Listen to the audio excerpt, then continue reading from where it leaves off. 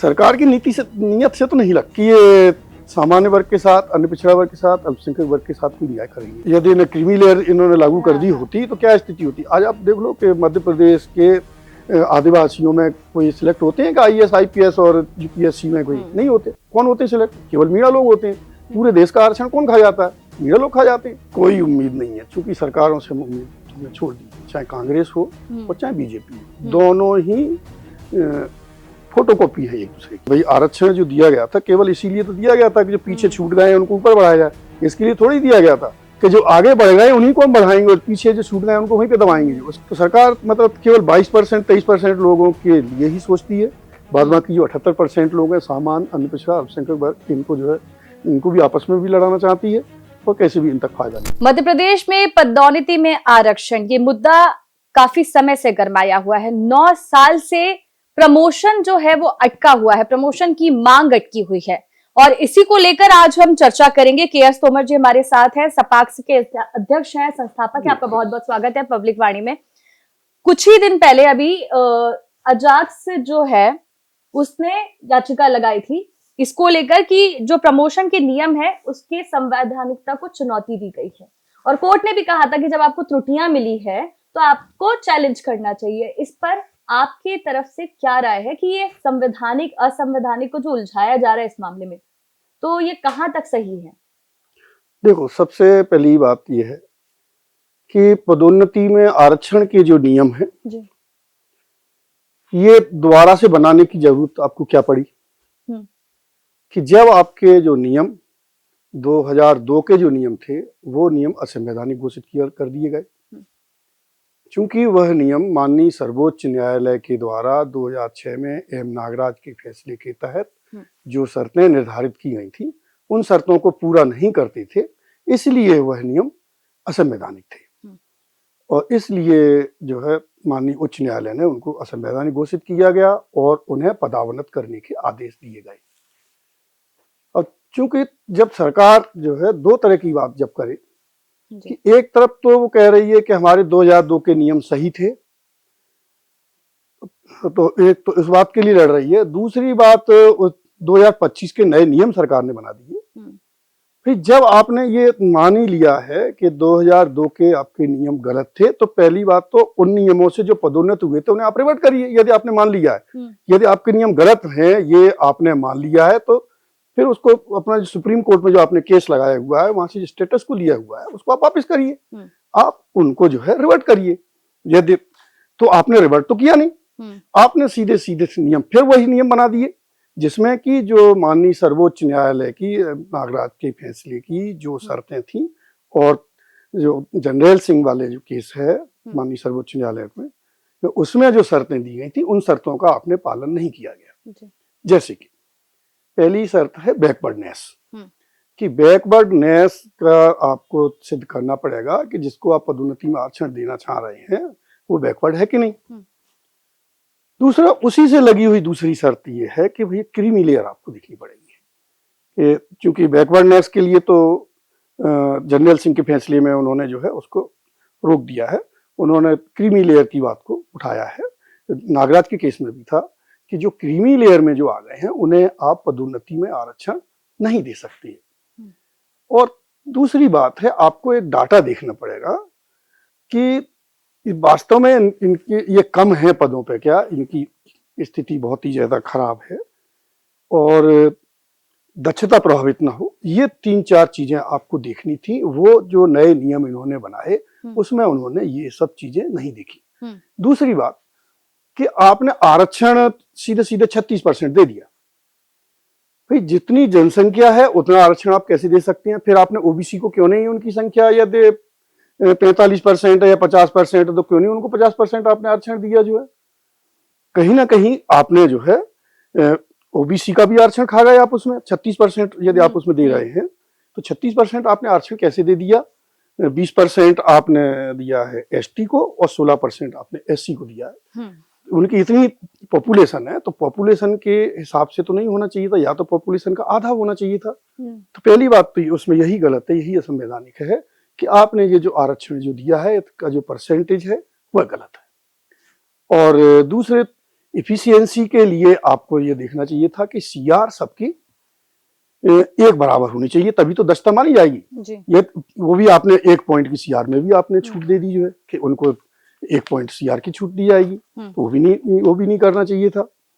और दूसरी बात हम ये कहना चाहते हैं कि आप जो है ये नियमों में यह भी निर्धारित नहीं किया गया है कि आरक्षण का आरक्षित वर्ग का डेफिनेशन क्या है, परिभाषा क्या है, कौन है आरक्षित और कौन है अनारक्षित। जी। सीधी सी बात है, ये स्थापित सत्य है। अनारक्षित वो होते हैं, उसमें SC ST के भी आ सकते हैं जो मेरिट में आए हों, जो भर्ती के समय जो सिलेक्ट अनारक्षित में जो होते हैं वो होते हैं अनारक्षित, और आरक्षित वो होते हैं जिन्होंने कि आरक्षण का फायदा लेके आए। आपने नियमों में ये कहीं ये प्रावधान नहीं रखा कि आरक्षित वर्ग का कौन है और कौन अनारक्षित का। आरक्षित वालों को आपने बीच बीच में ऐसी व्यवस्था दे दी कि उनको पहले पदोन्नति यदि कर दी तो आपने उनको मेरिट में मान लिया और उनको जो है अनारक्षित के पदों पे आप कर देंगे। तो ये तो माननीय सर्वोच्च न्यायालय का अभी भी फैसला आया और हमेशा फैसला आता रहा है कि जिसने आरक्षण का फायदा लिया वह आरक्षित ही होगा, वह अनारक्षित में नहीं जा सकेगा। तो सरकार ने अपने नियमों में इस बात की व्यवस्था नहीं की, और उसी का परिणाम आज ये है कि वल्लभ भवन में देख लीजिए, चाहे आप PHE में देख लीजिए, अधिकांश विभागों में ऐसी स्थितियां हो गई थी, चूंकि नियमों में ये प्रावधान नहीं थे कि सामान्य, पिछड़ा एवं अल्पसंख्यक वर्ग के अधिकारी कर्मचारी की संख्या बिल्कुल नगण्य हो गई। ये मतलब ऐसी स्थिति हो गई कि ऊपर के किसी पदों पर पाए ही नहीं जाते हैं। ये राजनीतिक अछूत हुआ एक तरह से। तो इन सब चीजों का ध्यान नहीं रखा गया, इसलिए हमने इसको असंवैधानिक माना है और इसलिए हमने इसको चैलेंज किया है।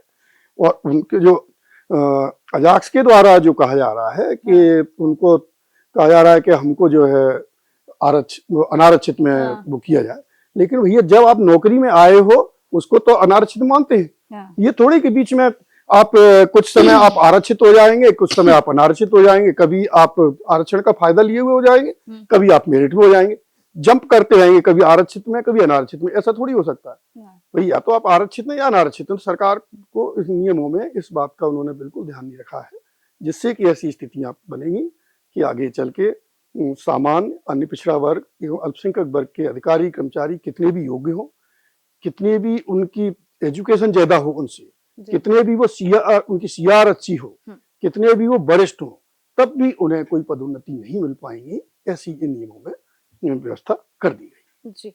मुद्दा लग रहा है ज्यादातर लोगों को कि 9 साल पुराना है, पर ये कई साल पुराना है। साल 2002 की बात है जब दिग्विजय सिंह मुख्यमंत्री थे और उनकी तत्कालीन सरकार ने नियम लाया था पदोन्नति में आरक्षण। तब ये हो रहा था कि आरक्षित वर्ग को प्रमोशन मिल रहा था, अनारक्षित वर्ग पिछड़ता जा रहा था। ये इस चीज का तर्क देके हाई कोर्ट में कहा था कि एक ही बार प्रमोशन दो, और हाई कोर्ट ने तब उसको रोक दिया था। फिर सरकार सुप्रीम कोर्ट में गई, जो भी पूरी प्रक्रिया चली, लेकिन 2 नियम है, 2002, 2025। अब इन 2 नियमों को अलग अलग क्या किया गया, क्योंकि कोर्ट ने भी एक बार कहा था कि दोनों नियमों क्या फर्क है, समझ नहीं आ रहा है, आप एक्सप्लेन करें, गवर्नमेंट से कहा था। और कुछ लोगों का कहना है कि गलतियां जो है वो उसमें रिपीट कर दी गई है नए नियम में। जो गलतियां 2002 के नियमों में थी वही गलतियां पुनः आपने कर दी है। तो फिर उन नियमों का मतलब क्या हुआ जब एक जैसे ही नियम आपने कर दिए, लगभग एक जैसे कर दिए। कौन सा सुधार ऐसा होना चाहिए था नए नियमों में सपाक्स के मुताबिक कि जो पुराने नियम रिपीट कर दिए, उसके जगह कौन से नए नियम 2025 में जुड़ सकते थे? नहीं, पहली चीज तो आपको क्रीमी लेयर का प्रावधान उसमें करना था। ठीक है। जो कर्मचारी अधिकारी जिनकी इनकम क्रीमी लेयर से ज्यादा है, तो उनको जो है आप अनारक्षित में रखना था। जो है उनको पदोन्नति में आरक्षण देने की व्यवस्था आप नहीं करनी चाहिए थी। पहली चीज तो आपने ये सबसे बड़ा किया। दूसरा, आपने आरक्षित और अनारक्षित की परिभाषा नहीं दी, जो है वो आपने क्लियर ही नहीं किया। जो है दूसरा ये है। तीसरा, आपने जो उसमें किया कि बिना डाटा देखे आपने कितना भी आरक्षण कर दिया, आपने देखिए 36% सीधा सीधा कर दिया, तो वो आपने गलत कर दिया। तीसरा, दक्षता देखनी थी। ऐसा नहीं है 15 साल सीनियर आदमी से जो 15 साल जूनियर आदमी दक्ष हो जाएगा। जो है जिसका ज्यादा एक्सपीरियंस है, उसकी योग्यता ज्यादा रही है, एजुकेशन ज्यादा रही है, सीआर उसकी अच्छी रही है, उसके बाद भी उसे दक्ष न मान के आप उसको दक्ष मान रहे हो जिसकी सीआरें खराब है, जो कि जूनियर है। तो ये चीजें वो करनी चाहिए। दूसरे, एक ये करना चाहिए था कि आरक्षित की ग्रेडेशन लिस्ट इन्हें अलग करनी चाहिए थी और अनारक्षित की अलग ग्रेडेशन लिस्ट शुरू में भर्ती होते से ही दोनों की अलग अलग ग्रेडेशन लिस्ट कर देनी चाहिए। एससी की एक अलग ग्रेडेशन लिस्ट, एसटी की अलग और बाकी सब कर्मचारियों की एक अलग ग्रेडेशन लिस्ट होती। सब अपने अपने वर्गों पे जो है इन पदों पे आगे बढ़ते जाते। गवर्नमेंट ने कुछ डेटा हाई कोर्ट में पेश किया है, सुप्रीम कोर्ट में भी किया है, तो आपके मुताबिक क्या सही है क्या गलत है कि बिना डेटा के प्रमोशन मतलब आरक्षण लागू हो जाना चाहिए, प्रमोशन में आरक्षण, या फिर डेटा के साथ ही होना चाहिए? डेटा के साथ पहली रिक्वायरमेंट तो डेटा ही है। भाई माननीय सर्वोच्च न्यायालय ने ये कहा था कि पदोन्नति में आरक्षण नहीं देना चाहिए, लेकिन फिर भी आप चाहते हो कि हमें देना है। भाई कई राज्यों में नहीं है ना पदोन्नति में आरक्षण, यूपी वगैरह में तो खत्म हो गया, हमारे बट कर दिए थे यूपी उत्तराखंड वगैरह में। तो यदि फिर भी आप चाहते हो कि हमें देना है तो ये शर्तें जो लागू जो करनी चाहिए थी वो शर्तें आपने लागू नहीं की। वो शर्तें इसमें प्रावधान नहीं किया गया सरकार और उनका और शर्तें लागू करने में सबसे पहला चीज तो यही था कि आपको डाटा आपको कलेक्ट करना था। आपने डाटा अभी तक कलेक्ट नहीं किया है तो और पेश किया, थोड़ा मोड़ा डाटा इन्होंने पेश कर दिया है। और ये डाटा तो पहली रिक्वायरमेंट थी, नियम बनाने से पहले पहली रिक्वायरमेंट यही थी कि आपको डाटा कलेक्ट करना चाहिए था, तो वो आपने डाटा बिना कलेक्ट करे नियम बना दिए लेके, और वो भी ऐसे नियम के जिसमें एक वर्ग की पदोन्नति होंगी ही नहीं और केवल एक ही होगी। जी, अगर मैं राजनीतिक पार्टियों पे आ जाऊं, क्योंकि दिग्विजय सिंह की सरकार 2002 में नियम आया, 2003 के बाद से कांग्रेस मध्य प्रदेश से जा चुकी है और तब से भाजपा का ही राज है। शिवराज सिंह चौहान जी, उमा भारती और अभी डॉक्टर मोहन यादव, इनकी ही सरकार रही है, भाजपा ही इतने लंबे से संभाल, इतना लंबा समय क्या लगना चाहिए इस मुद्दे को सुलझाने के लिए? क्या सरकार की मंशा है सुलझाने की? मेरे को तो लगता है सरकार की मंशा इसको सुलझाने की है ही नहीं। सरकार, आप सोचिए कि करोड़ों रुपए प्राइवेट वकीलों पे खर्च कर रही है। क्या सरकार के पास काबिल वकील नहीं है? सरकारी वकील, चाहे सोलिसिटर जनरल हो, अटॉर्नी जनरल हो, एडवोकेट जनरल हो, ढेरों फौज आपके है। तो आप क्यों प्राइवेट वकीलों को क्यों बुला रहे हैं? क्यों एक एक वकील को आप 35-35 लाख तक दे रहे हो? आज तक आप 20 करोड़ से ज्यादा आप खर्च कर चुके हैं जो है। तो यदि इतना पैसा आप खर्च कर रहे थे तो इसकी सुनवाई आपको जल्दी करा लेनी थी ना। और दूसरे, माननीय उच्च न्यायालय के द्वारा, माननीय सर्वोच्च न्यायालय के द्वारा बार बार कई बार ये आदेश दिए गए कि आप जो है पदोन्नतियां मत रोकिए। केवल पदोन्नति आपको रोकनी थी उनकी जिनकी गलत पदोन्नतियां जो पाए थे, जिन्हें रिवर्ट करना, उन्हीं की पदोन्नति रोकनी थी, बाद बाकी की पदोन्नति करना था। 2016 से लेके आज तक बराबर सामान्य, अन्य पिछड़ा वर्ग और अल्पसंख्यक वर्ग के कर्मचारी अधिकारियों की पदोन्नति जारी रहनी चाहिए थी। इस बात के लिए सरकार दोषी है और सरकार को इसकी भरपाई करना चाहिए और बैक डेट से इन सभी कर्मचारी अधिकारियों को जो कि रिटायर हो गए हैं उनको भी फायदा देना चाहिए और जो भी नौकरी में है उनको भी देना चाहिए। 2016 से लेके अभी तक उनको कैलकुलेट करके देना चाहिए था।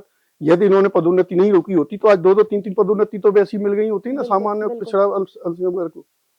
और फिर आपको फैसला, जब सरकार चाहती तो सुप्रीम कोर्ट से तुरंत फैसला हो सकता था, जल्दी उसे आपको अपने उसमें प्रायोरिटी लिस्ट में डालना था और आपको फैसला करवा लेना था जो है। तो जबकि सरकार ने अभी तक नहीं कराया। सोचिए कि हम लोग कितने वर्षों से लड़ रहे हैं, कहाँ तो कितने वर्षों में लड़के, भाई 2006 में फैसला जब एम नागराज का आ गया था, उसके बाद 16 में फैसला आया। यदि वही फैसला यदि SC/ST के पक्ष में आया होता तो निश्चित ही आप 2006 में लागू कर दिए होते उसको, कि 2016 तक आपने उसको खींचा और उसके बाद भी फैसला आ गया हम लोगों के पक्ष में, तो आप फिर चले गए सुप्रीम कोर्ट। आज 9-10 साल से आप जो वहां पे खींच रहे हैं और इन 9 सालों में जो 1 लाख कर्मचारी बिना प्रमोशन बिना रिटायर हो गए। और सबसे बड़ी बात यह कि सरकार ये लोगों को मूर्ख बना रही है। सरकार के द्वारा ये बहुत ही ज्यादा गलत बयानी की जा रही है। भाई एक तरफ तो आप डाइंग कैडर घोषित कर दिए, आप कह रहे हैं कि हम इतने लाख कर्मचारियों को भर्ती कर लेते। भाई कैसे आप भर्ती कर लेते, जबकि जो है आज आपने 2.5-3 लाख पद तो डाइंग कैडर घोषित कर दिया, तो आप पदोन्नति कैसे नौकरी दे देते उतने को? मतलब आप नौकरी नहीं देना चाहते हैं, आप केवल आउटसोर्स से भर्ती करके रखना चाहते हैं, आप संविदा से रखना चाहते हैं और उन कर्मचारियों का शोषण करना चाहते हैं। केवल इसलिए आप जो है जो पदोन्नतियां रोके हुए हैं। सरकार चाहती तो कभी भी पदोन्नति हो जाती, बिल्कुल ऐसी स्थिति नहीं निर्मित हो सकती थी। ठीक है, आपने एक बात कही थी, आरक्षित अनारक्षित वर्ग को अंतर नहीं समझ आ रहा है, तो कैसे डिस्क्राइब करा जाएगा कि कौन किस कैटेगरी में, कौन किस कैटेगरी में? सीधी बात है, जब भर्ती होती है तो आरक्षित की होती है और अनारक्षित की, दोनों की भर्ती होती है। उसके सामने लिखा होता है कि आरक्षित है कि अनारक्षित है, उसके लिए इन्होंने मिला दिया है सबको, मिला दिया, लेके इन्होंने उस लिस्ट को सबको एक कर देते हैं और आरक्षित वालों को अनारक्षित में भी डाल देते हैं भाई, और दूसरे अनारक्षित को तो आप आरक्षित में जाने नहीं देंगे। हाँ। लेकिन अनारक्षित को इधर भर देते हैं। तो आज स्थिति इसलिए ऐसी हो गई कि अधिकांश हायर लेवल पर सभी जगह केवल और केवल अनुसूचित जाति जनजाति वर्ग के अधिकारी कर्मचारी काबिज हो चुके हैं, और इसीलिए वो भी ये चाहते हैं कि इसका फैसला ना हो, लटका रहा है कैसे भी। ठीक है। इसीलिए बीच बीच में उटपटांग टाइप की उन्होंने कुछ भी जो है अपनी तरफ से याचिका लगा। सुप्रीम कोर्ट जाने की नौबत ही क्यों पड़ गई थी? नौबत सरकार गई है ना, सरकार नहीं चाहती थी कि उन्हें पदोन्नत किया जावे। हाँ। इसीलिए सरकार गई, जबकि जाना चाहिए था किसको, SC ST को जाना चाहिए था, अनुसूचित जाति जनजाति वर्ग के लोगों को जाना चाहिए था, और चली गई सरकार। तो सरकार को क्यों जाना था? इन्हें तो ये कोर्ट का जो फैसला आया है, माननीय हमेशा जबकि डायलॉग तो ही मारते हैं कि जो माननीय उच्च न्यायालय सर्वोच्च न्यायालय के द्वारा जो कहा जाएगा हमारे द्वारा उसको पालन किया जाएगा। लेकिन यहाँ उल्टा हो गया कि कोर्ट फैसला देता है और आप जो है उसको कैसे भी करके लिंगर ऑन करते रहते हैं। तो न्यायालय की भूमिका समझ में आ गई, लेकिन लंबा समय लग रहा है। अब अगर और क्योंकि सुनवाई पे सुनवाई ही हो रही है, 9 साल यहाँ हो गए हैं, और 2002 से ये मामला, पहला जो नियम था 2002 का और 2025 का। अब अगर कुछ नहीं फैसला आता है, क्लियर नहीं होता है, तो सपाक्स की भूमिका क्या होगी? सपाक्स का अगला कदम क्या होगा आने वाले समय में? नहीं, बहुत सीधी सी बात है। हमारे द्वारा तो ये पहले से ही किया जाता रहा है कि एक तो जब कहीं कोई जगह नहीं होती तो माननीय न्यायालय में आदमी तभी जाता है जब सब जगह, पहले तो हम लोग ज्ञापन देते हैं, सरकारों को हमने ज्ञापन दिया, सब जगह मिले, सब जगह बताया कि ये गलती हो रही है। हमने रैलियां की, हमने अलग अलग कार्यक्रम किए, सभी जिलों में हमने रैलियां की, यहाँ भोपाल में काफी बहुत सारे कार्यक्रम किए, और सरकार को बराबर बताते रहे, और आगे भी हम बताते रहेंगे कि भाई प्रजातांत्रिक के तरीके से जो भी कुछ किया जा सकता है वो हम लोग, कोई आंदोलन आंदोलन हमारा प्रजातांत्रिक तरीके से होगा। ठीक है। जो भी आंदोलन हमारा होता प्रजातांत्रिक तरीके से ही होगा, संवैधानिक तरीके से आंदोलन करते हैं हम लोग जो है, और कभी कोई अव्यवस्था कभी नहीं हमने फैलाई, और जो सही बात है उसके लिए हम लोग लड़ रहे हैं। हम लोग तो अपने समानता के अधिकार के लिए लड़ रहे हैं। आप सोचिए कि देश में समानता का अधिकार मुख्य अधिकार है जो दिया गया है, आज उसका कितना हनन हो रहा है। जी, क्या आप आश्वस्त है कि इतनी लंबी जो लड़ाई चली, अगर किसी दिन कोई निर्णय आया तो सभी वर्गों को बराबरी का हक मिलेगा? क्योंकि सरकार की नीयत से तो नहीं लगता कि ये सामान्य वर्ग के साथ, अन्य पिछड़ा वर्ग के साथ, अल्पसंख्यक वर्ग के साथ कोई न्याय करेंगे ये, क्योंकि इनकी ऐसी नीति दिखी ही नहीं रही है। यदि दिख रही होती तो इन्होंने इतने करोड़ रुपए नहीं खर्च करने थे वकीलों पे, और इसको इतना लिंगर ऑन नहीं करना चाहिए था। ये केवल एक ही चीज पे लगे हुए हैं कि कैसे भी करके इसको रोका जाए। आप देखिए जो है कि यदि इन्हें क्रीमी लेयर इन्होंने लागू कर दी होती तो क्या स्थिति होती। आज आप देख लो कि मध्य प्रदेश के आदिवासियों में कोई सिलेक्ट होते हैं कि IAS IPS और UPSC में कोई नहीं होते। कौन होते हैं सिलेक्ट? केवल मीणा लोग होते हैं। पूरे देश का आरक्षण कौन खा जाता है? मीणा लोग खा जाते हैं। और ऐसे ही अनुसूचित जाति जनजाति, अनुसूचित जाति की बात करो तो उनमें भी जो ऊपर जो लोग पहुंच गए हैं, चाहे कंसोटिया जी हैं और दूसरे बड़े बड़े साहब लोग जितने हैं जो ऊपर बढ़ गए हैं, उन्हीं के बच्चे बार बार आरक्षण का फायदा लेते हैं। इन्होंने क्रीमी लेयर यदि लागू कर दी होती तो वास्तव में आज जो नीचे लोग जो हैं उन तक फायदा पहुंचता। आज ऐसी स्थिति नहीं बनती है। आप सोचो जो कि हमारे देश के, हमारे प्रदेश के इतने आदिवासी नेता हैं, किसी एक आदिवासी नेता ने, किसी ने आज तक ये बात नहीं उठाई कि भैया ये इसमें क्रीमी लेयर लागू करो। ये पूरा का पूरा सेंट्रल गवर्नमेंट की सर्विसों का जितना भी आरक्षण है पूरा का पूरा केवल मीणा लोग खा जा रहे हैं। राजस्थान के एक एक परिवार में 8-8 10-10 आपको IAS IPS मिल जाएंगे। मतलब केवल कुछ ही परिवारों तक के लिए आपने सीमित कर दिया है। ऐसा लगता है कि सरकारें जो है केवल जो ऊपर उठ चुके हैं अनुसूचित जाति जनजाति वर्ग के लोग, उन्हीं के हित में सोचती है। बाकी जो गरीब तबका है उनका, उसके लिए सरकार नहीं सोचती। उस सरकार को ये लगता है कि हमने इनको मना लिया, इनको पटा लिया, तो बाद बाकी उन तक तो वही बात जाएगी जो हम इनको कहेंगे। क्या लगता है कि कितना और लंबा इंतजार होगा? क्योंकि एक अरसे की लड़ाई तो हो गई है, अब और कितना इंतजार? उम्मीद है कुछ? कोई उम्मीद नहीं है, क्योंकि सरकारों से उम्मीद हमने छोड़ दी है। चाहे कांग्रेस हो और चाहे बीजेपी हो, दोनों ही फोटोकॉपी है एक दूसरे की। अच्छा। हाँ, दोनों ही फोटोकॉपी है और दोनों की इस संबंध में नीतियां सही नहीं है। वो जो है सामान्य, अन्य पिछड़ा वर्ग, अल्पसंख्यक वर्ग की टोटली खिलाफ है ये नीतियां। और यदि ये सबको साथ लेके चलते, जैसा कहते हैं सबका साथ सबका विकास, तो भैया कुछ तो आपको ऐसा क्राइटेरिया करना चाहिए था कि भाई आरक्षण जो दिया गया था केवल इसीलिए तो दिया गया था कि जो पीछे छूट गए उनको ऊपर बढ़ाया जाए। इसके लिए थोड़ी दिया गया था कि जो आगे बढ़ गए उन्हीं को हम बढ़ाएंगे और पीछे जो छूट गए उनको वहीं पे दबाएंगे, जो उसके लिए थोड़ी किया गया था। तो इसलिए सरकारों को वोट की राजनीति दिखती है, उनको ये बहुत आसान तरीका लगता है कैसे करके हम एक बहुत बड़े तबके का क्या वोट लगता ले लेंगे। है अगर विधानसभा चुनाव है कुछ समय बाद, कुछ सालों बाद, 2 साल बाद, तो क्या सरकार इस तरफ रुख मोड़ देगी? हमें नहीं लगता। आप सोचिए जो है कि पूरे देश की आप बात करो, SC/ST एट्रोसिटी एक्ट की आप बात कर लीजिए, देख लीजिए कि देश में 78% लोगों के ऊपर SC/ST एक्ट लगता है, एट्रोसिटी एक्ट। मतलब सरकार 22% लोगों के लिए 78% लोगों के ऊपर लगता है। जबकि आप देखो, जब भी कोई घटना ऐसी होती है कि किसी सामान्य वर्ग के ऊपर, पिछड़े वर्ग के ऊपर जब कोई गलत एट्रोसिटी एक्ट होता है, उसके कारण आत्महत्या करता है, कुछ करता है। शिवपुरी में एक विकास मिश्रा को पेशाब पिला दी थी अनुसूचित जाति वाले लोगों ने जो है। तो जब इस तरह की घटनाएं होती हैं, वो आत्महत्या कर लेता है, कोई घटना होती है, तो कहीं मीडिया में या कहीं पे भी वो चीजें बिल्कुल नहीं आती। और यदि उनके खिलाफ कुछ हो जाता है तो वो चीज पूरी दुनिया में उसको हो जाता है, हाईलाइट होता है। तो सरकार मतलब केवल 22% 23% लोगों के लिए ही सोचती है। बाद बाकी जो 78% लोग हैं, सामान्य, अन्य पिछड़ा, अल्पसंख्यक वर्ग, इनको जो है इनको भी आपस में भी लड़ाना चाहती है और कैसे भी इन तक फायदा नहीं पहुंचती। दो चीजें हैं, SC/ST की कुल आबादी 36% है मध्य प्रदेश में, लेकिन उनका प्रतिनिधित्व तो कह रहे हैं कि 7 से 18% है। दूसरी चीज ये है कि आरक्षित वर्ग का पर्याप्त प्रतिनिधित्व नहीं है, ये उनके तरफ से कहा जा रहा है। क्या आप इस बात से वाकिफ रखते हैं? एकदम गलत बात है, बिल्कुल बोगस बात है। जो सरकार ने जो डाटा दिए, सेंट्रल गवर्नमेंट में भी दिए हैं या यहाँ भी दिए हैं, उसमें सब में, चूंकि इनके हमेशा विशेष भर्ती अभियान चलते रहते हैं। बाकी के कर्मचारियों की तो, बाकी वर्ग के लिए तो 15% की सीलिंग है कि उनकी 15% से ज्यादा भर्ती नहीं की जाएगी एक साल में। ये इस तरह की सरकार के नियम है।